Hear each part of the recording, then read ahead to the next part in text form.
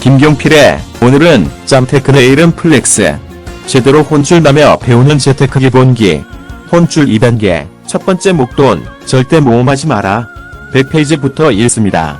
첫 번째 목돈, 절대 모험하지 마라.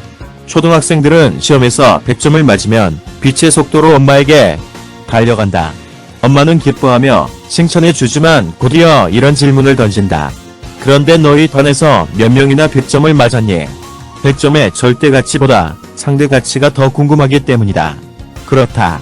중요한 건 바로 상대 가치다. 재테크도 마찬가지다. 아파트 값이 5천만 원 올랐다고 너무 좋아할 필요는 없다. 만일 길 건너 아파트는 1억 원이 올랐다면 다시 씁쓸해질 수도 있다. 결국 우리 아파트가 5천만 원 떨어진 셈이기 때문이다. 지난 30년간의 코스피 지수를 잘 살펴보면 주식 투자는 연간 10에서 20%의 높은 수익률을 기록한 적이 많다. 특히 2020년 3월 코로나19 팬데믹 이후 일어난 개인 투자 붐은 단시간여의 주가를 놀랄 만큼 상승시켰다. 101페이지.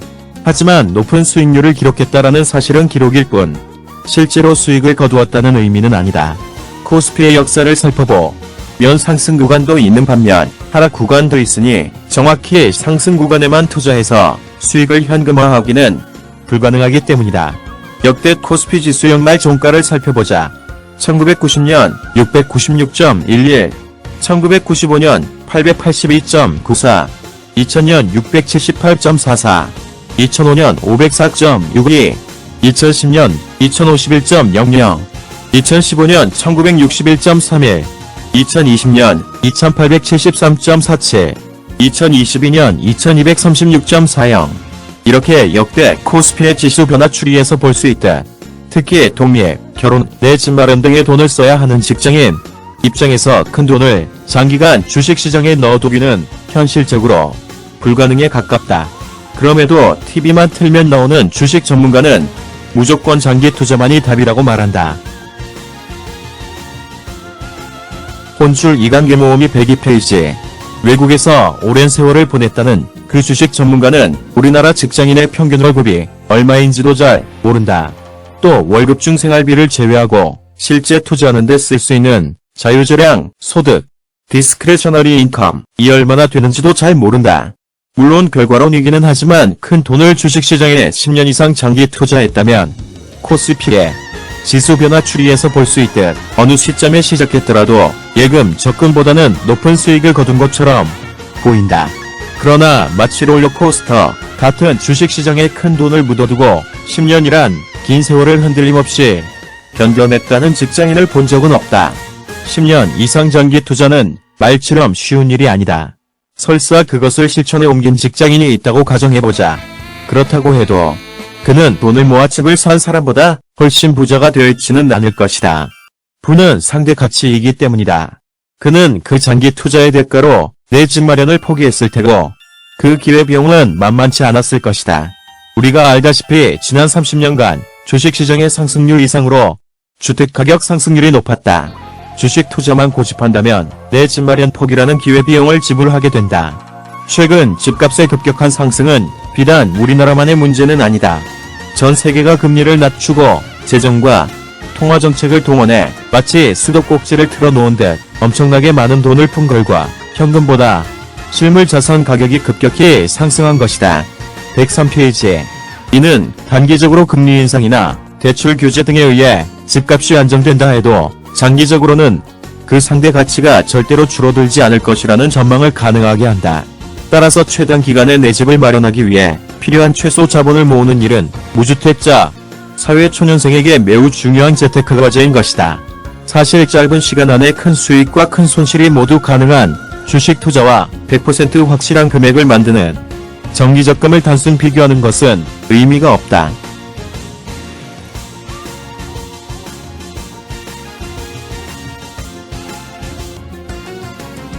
마치 등산화와 구두를 놓고 어떤 것이 더 좋은 신발인지 고민하는 것과 비슷하기 때문이다.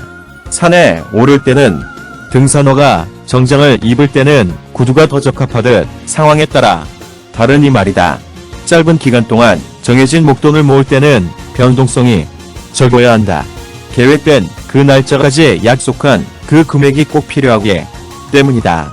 따라서 이자가 적어 수익률로 봤을 때 비효율적인 것처럼 보여도 이 시기는 변동성이 없는 정기적금에 집중해야 한다. 아직 수중에 최소한의 목돈조차 없는 사회 초년생이 변동성 큰 주식에 지나치게 큰 비중으로 투자하는 일은 바람직하지 않다. 주식이란 언제든 되팔 수 있는 자산이라고 생각할 수도 있겠지만 원금을 회복하는데 매우 오랜 시간이 필요한 경우도 있기 때문이다. 혼줄 이관계 모음이 104페이지 머니 트레이너의 한마디 육상 경기 중 마라톤 같은 장거리 경주의 주법을 100m 같은 단거리 경주에 그대로 적용할 수 없듯 장기 투자에 요구되는 원리를 단기간 목돈을 마련하는 데 적용하는 것은 바람직하지 않다. 혼줄 이관계 모음이 104페이지 주식에 10년 투자하면 부자가 될 수 있을까? 주린이들이 주식 투자를 시작하면서 가장 많이 듣는 말은 로 가치 투자와 장기 투자다. 그 중에서도 우량주에 10년 장기 투자하면 반드시 성공한다는 말을 많이 들었을 것이다. 과연 사실일까?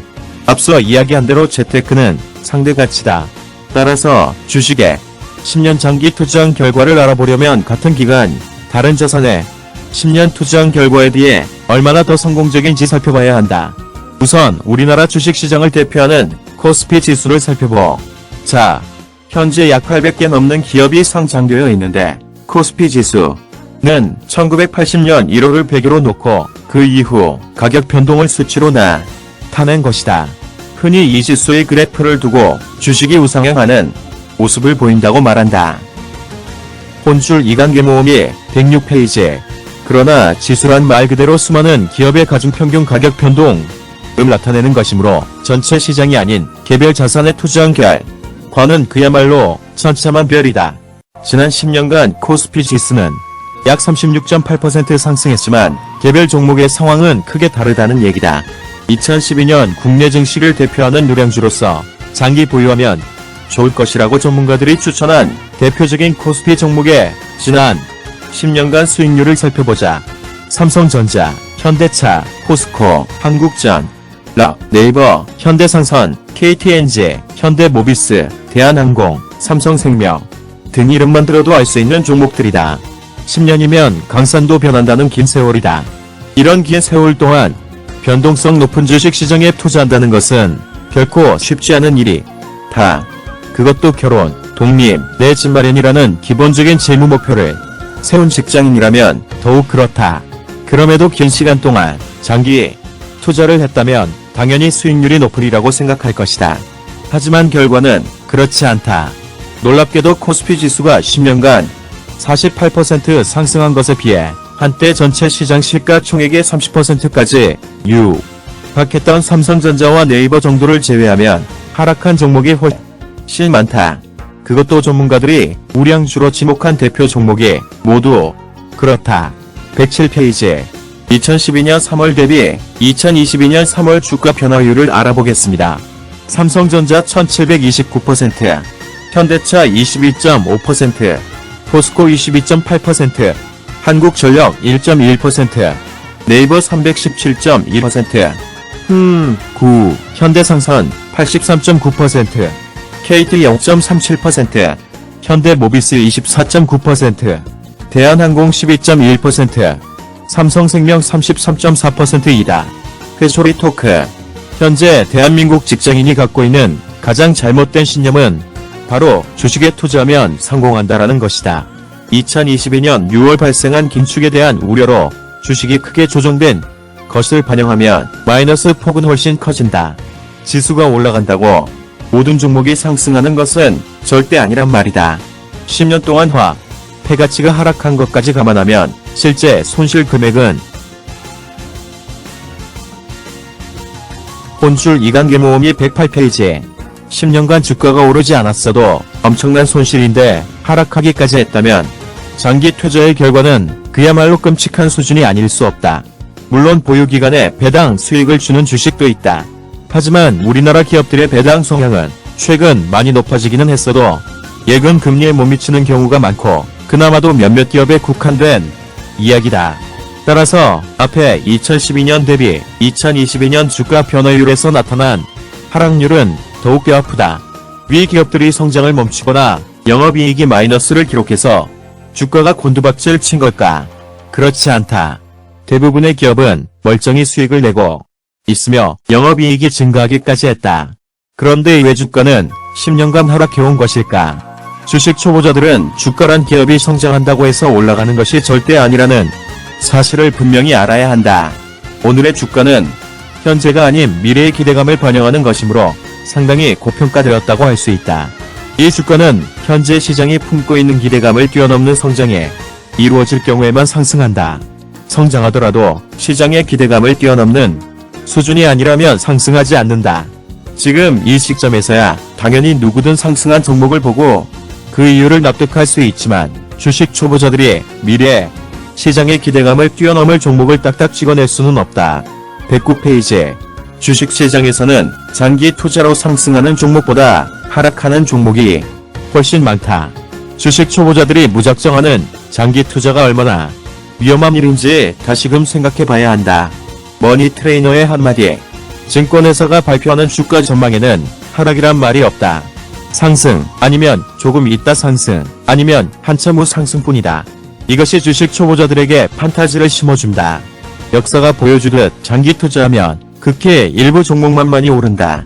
대부분은 큰 손실이 기다리고 있다. 극히 일부를 골라낼 자신이 있다면 장기 투자를 해도 좋다. 참고로 증권회사들도 수십 년간 그런 종목을 혼줄 2단계 모으기 109페이지까지 주식에 10년 투자하면 부자가 될 수 있을까를 읽었습니다. 강남부 적다라잡기 경제TV 재테크 투자연구소 변팅크였습니다. 감사합니다.